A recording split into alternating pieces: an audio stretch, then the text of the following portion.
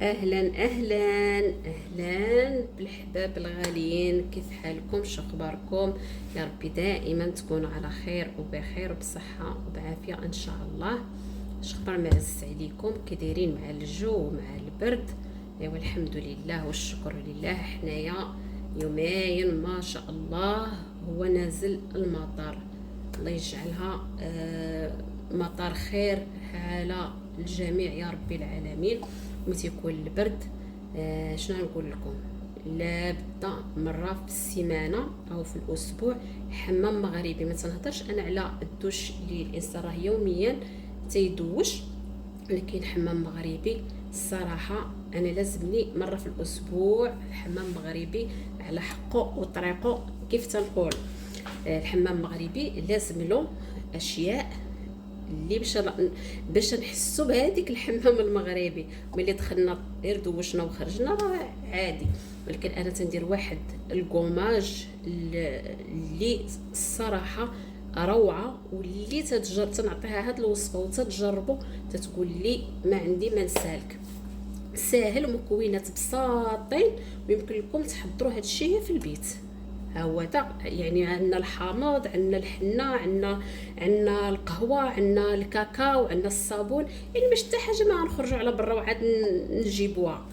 هانتوما انا عندي اول حاجه، عندي هنايا الحنه، عندي واحد 2 معالق من الحنه. شوفوا البنات، هاد الوصفه راه ماشي ديال الرجال، ديال البنات. تحيه للجميع. الحنه ما يكونش فيها الديليو، تكون طبيعيه. الحنه تكون طبيعيه، ما يكونش فيها الديليو، حيت راه الحنه اللي تيديروا يعني اللي ينقشوا بها ولا تيزوقوا بها تتكون فيها الديليو، ما صالحاش لا للشعر ولا للجسم. انا نقول لكم الصراحه، انا ملي تنكون تنبغي الحنه تنمشي عند العطار تنقول له طحن تيطحنها لي. انا كنسى هو تيطحنها، ولا هذا راه تا العطاره راهم حتى هما تيقول لك هذه راه ديال الجسم وهذه ديال تحنيو بها وهذه ديال الشعر. يعني تا هما تينصحوا الصراحه الله. صافي عندي هنا واحد 2 معالق من الحنه، عندي معلقه ديال القهوه، هي هذه قهوه عاديه. عندي واحد المعلقه، عندي واحد المعلقه ديال الكاكاو المر، هي هذه. بالنسبه كاينين البنات اللي ما يلقاوش الصابون البلدي، الصابون المغربي ما يلقاوهش، يمكن لكم تعوضوه بهذا الصابون اهم حاجه. يعني الصابونه ديال الطوس او الصابونه ديال الكف، كيف تنقولوا الصابونه ديال الكف. ما يكونش المهم الصابون ما يكونش فيه ما يكونش معطر، ما يكونش يكون عادي طبيعي بحال هكا. تقبطوا واحد الحبه وتبشروها وديروها مع هاد الخلطه. ولكن انا عندي الحمد لله هادشي كله متوفر. هو هذا الصابون البلدي عندي كاين. انا ناخذ واحد المعلقه، ها هي هذه نديرها صافي، وغنخلط هادشي كامل.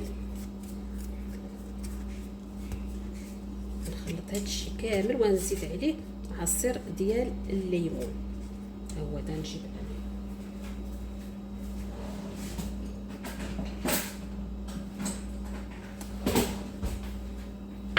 الصراحه هذه من اول مره غتحسوا بالفرق. من اول مره ديروا هاد الخلطه هذه وغتحسوا بالفرق في الجسم ديالكم.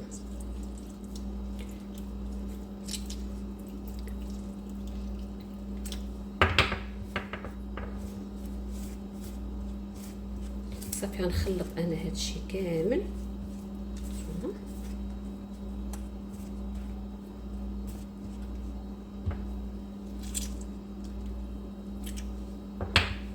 هاد نص ديال الليمون انايا ما نسيفوش غنستخدمو. صافي انا هذه هي هذه كلها نخلطها صافي. تدخلوا للحمام بطبيعه الحال، الحمام المغربي ملي تندخلوا له تنطلقوا الدش علينا اول حاجه، وتنزلوا هذه الخلطه هذه وتنبقاو بها واحد 5 دقائق ولا 6 دقائق، المهم على حسب كل وحده كيفاش يعني الاستحمام ديالها. وصافي وتنديروا هذه في الجسم ديالنا، تنخليوها شويه وعاد تنفركوا الجسم ديالنا وتتحسوا بواحد النعومه ما نقول لكمش مع الليفه المغربيه. يا سلام يا سلام، نقول لكم الصراحه يعني انا الحمام المغربي ما تنقدرش نستغنى عليه نهائيا، يعني لازم لي مره في الاسبوع ندير حمام مغربي. وهاد الخلطه نتمنى لكم تجربوها ان شاء الله، واللي جربتها فيكم تخليها لي في التعاليق. انا تندير نحضر معكم ولا تنشارك معكم الاشياء اللي تندير انايا، يعني هانتوما ما فيها حتى شي حاجه اللي تخافوا منها نهائيا. انا نزيد نخلطها كامله وعاد نبقى يمكن لي نزيد لها واحد القليل من الماء عادي، حيت نزيدو لها شويه الماء صافي. هي خصها تجي هكا معلقه ما تجيش خفيفه باش تنبقاو نهزو تنزلو على الجسم ديالنا. نتمنى تعجبكم هاد الخلطه اللي درت معكم، هاد الكوماج الرائع الصراحه. نتمنى يعجبكم. ايوا عجبكم ما تنساونيش من الاشتراك وتفعلوا الجرس باش يوصلكم كل جديد يا اغلى متتبعين ديالي العزاز الغاليين. خليتكم على خير ونشوفكم في فيديو جديد باذن الرحمن.